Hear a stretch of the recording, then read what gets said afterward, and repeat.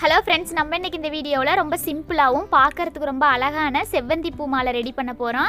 செவ்வந்தி பூ மாலை ரெடி பண்ணுறதுக்காக இந்த மாதிரி 1/2 கிலோ செவ்வந்தி பூவை காம்பை கட் பண்ணிவிட்டு எடுத்துக்கோங்க. நான் இன்றைக்கி கொஞ்சம் பெரிய மாலையாக ரெடி பண்ண போகிறேன், அதனால் 1/2 கிலோ செவ்வந்தி பூ எடுத்துருக்கிறேன். சின்ன மாலையாக ரெடி பண்ணுறோன்னா அதுக்கு தகுந்த மாதிரி கம்மியான பூ கூட எடுத்துக்கலாம். அடுத்தது 1/2 கிலோ செவ்வந்தி பூவுக்கு 1/4 கிலோ ரோஸ் எடுத்துருக்கிறேன். ரோஸ் பார்த்திங்கன்னா குட்டி ரோஸ் தான்.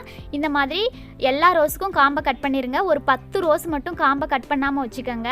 அடுத்தது 2 கையளவு துளசி எடுத்துருக்கிறேன். துளசி வந்துட்டு மாலைக்கு தகுந்த மாதிரி இந்த மாதிரி கொஞ்சம் கொழுந்து துளசியாக இலையை விட்டு கட் பண்ணி வச்சுருக்கிறேன். அடுத்தது நார்மலாக நம்ம வீட்டில் இருக்கிற ஊசியில் ரெட்டையாக நூல் போட்டு எடுத்துக்கலாம். நூலே பார்த்திங்கன்னா நம்மளுக்கு எவ்வளோ நீளம் மாலை தேவையோ அவ்வளோ நீளம் நூல் போட்டு எடுத்துக்கலாம்.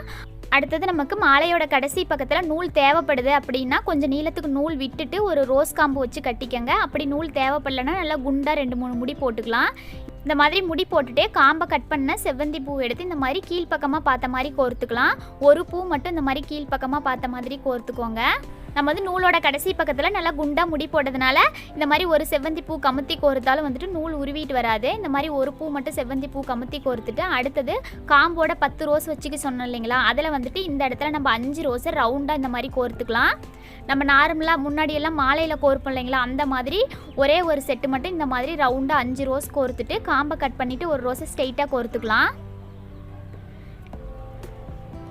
இந்த மாதிரி காம்பை கட் பண்ணிவிட்டு இந்த மாதிரி ஒரு ரோஸை மட்டும் ஸ்ட்ரெயிட்டாக கோர்த்துட்டு நம்ம நூலோட கடைசி பக்கத்தில் இந்த மாதிரி தள்ளிக்கலாம். அடுத்து நம்ம சுற்றியும் ரவுண்டாக துளசி கோர்த்துக்கலாம். துளசி வந்துட்டு ஆர்டராக ஒன்றும் பின்னாடி ஒன்று கோர்க்கணும் அப்படிலாம் கிடையாது. நம்ம எப்படி வேணாலும் கோர்த்துக்கலாம். ஆனால் கேப் இல்லாமல் ரவுண்டாக வர மாதிரி கோர்த்துக்கோங்க. இந்த மாதிரி துளசி நல்லா நெருக்கமாக கோர்த்துக்கலாம். துளசியே வந்துட்டு பார்த்திங்கன்னா நம்மளுக்கு நீளமாக கிடைச்சாலும் அதை வந்துட்டு நம்மளுக்கு மாலைக்கு ஏற்ற மாதிரி சின்னதாக நம்ம கட் பண்ணி இந்த மாதிரி கோர்த்துக்கலாம். ஒரு பூ மாதிரியே, ஒரு மல்லிகை பூ கோர்க்கிற மாதிரியே ரவுண்டாக கோர்த்துக்கலாம். இந்த மாதிரி கோர்த்துட்டு நூலோட கடைசி பக்கம் நகர்த்திக்கலாம். இதுதான் பார்த்துங்க ஃபஸ்ட் ஆர்டர். ஃபஸ்ட்டு துளசி கோர்த்துணும். அடுத்தது 2 செவ்வந்தி பூ கோர்த்துக்கலாம். நம்ம ஃபஸ்ட்டு செவ்வந்தி பூவும் 5 ரோஸ் ரவுண்டாக கோர்த்து இல்லைங்களா, அதை விட்டுருங்க. அதுக்கு அடுத்தது பார்த்திங்கன்னா துளசி கோர்த்துருக்குறோம். துளசிக்கு அடுத்தது 2 செவ்வந்தி பூ கோர்த்துட்டு அதுக்கப்புறமா இந்த மாதிரி ஒரு ரோஸ், ரெட் கலர் ரோஸு, காம்பை கட் பண்ண ரோஸு ஒரு ரோஸ் மட்டும் கோர்த்துக்கலாம். அடுத்தது அதுக்கு மேலே 2 செவ்வந்தி பூ கோர்த்துக்கலாம். இந்த மாதிரி செவ்வந்தி பூ கோர்த்துட்டு அதுக்கு மேலே நம்ம ரவுண்டாக துளசி வச்சோம் இல்லைங்களா, அதே மாதிரியே துளசி வச்சுக்கலாம். துளசியை பார்த்திங்கன்னா ரொம்ப ஈஸியாக கோர்த்துக்கலாம். அதோட காம்பு நல்லா கோர்க்கறதுக்கு ரொம்ப ஈஸியாக இருக்கும். இந்த மாதிரி கேப் இல்லாமல் ரவுண்டாக கோர்த்துக்கோங்க. கேப் இல்லாமல் கோர்த்துட்டு இதே மாதிரி தான் நம்ம மாலை ஃபுல்லாகவே ரெடி பண்ண போகிறோம். இந்த மாதிரி கோர்க்கறதுக்கு ரொம்ப ஈஸியாக இருக்கும். நான் கம்மியான பூக்கள்லேயே நல்லா பெரிய மாலையாக ரெடி பண்ணிக்கலாம். இந்த மெத்தடும் பார்த்திங்கன்னா ரொம்ப ஈஸியாக இருக்கும். நம்ம இந்த மாதிரி பூஜை டைம்லையோ இல்லை இந்த மாதிரி ஆயுத பூஜை டைம்லாம் நம்ம ரெடி பண்ணி 2 நாள் 3 நாள் முன்னாடியே ரெடி பண்ணி நம்ம ஃப்ரிட்ஜில் வச்சிட்டோமா கூட பூஜை டைமில் எடுத்து நம்ம பயன்படுத்திக்கலாம். அவ்வளோதான். மாலையோட கடைசி பக்கத்துக்கு வந்துட்டோம் பார்த்துக்கோங்க. பெரிய மாலையாக இருந்தாலும் சரி, சின்ன மாலையாக இருந்தாலும் சரி, இதே மெத்தடு தான். கீழே பார்த்த மாதிரி ஒரு ரோஸ் வந்துட்டு காம்பை கட் பண்ணிவிட்டு கோர்த்துட்டு நான் 10 ரோஸ் சொன்னேன் இல்லைங்களா, 5 ரோஸ் ஃபஸ்ட்டே கோர்த்துட்டோம். இப்போ கடைசியாக அந்த மாதிரி 5 ரோஸ் ரவுண்டாக வர மாதிரி கோர்த்துட்டு இந்த மாதிரி செவ்வந்தி பூ காம்பை கட் பண்ணிவிட்டு இந்த மாதிரி மேலே பார்த்த மாதிரி கோர்த்துக்கோங்க. கோர்த்துட்டு நம்மளுக்கு மாலை வந்துட்டு சாமி படத்துக்கு வண்டிக்கெல்லாம் கட்டுற மாதிரி வேணும்னா நல்லா நூல் விட்டு கட் பண்ணிக்கோங்க. கட் பண்ணிவிட்டு அதோட கடைசி பக்கத்தில் இந்த மாதிரி நம்ம ஒரு முடி மாதிரி போட்டு ஃபுல்லாக முடி போடக்கூடாது.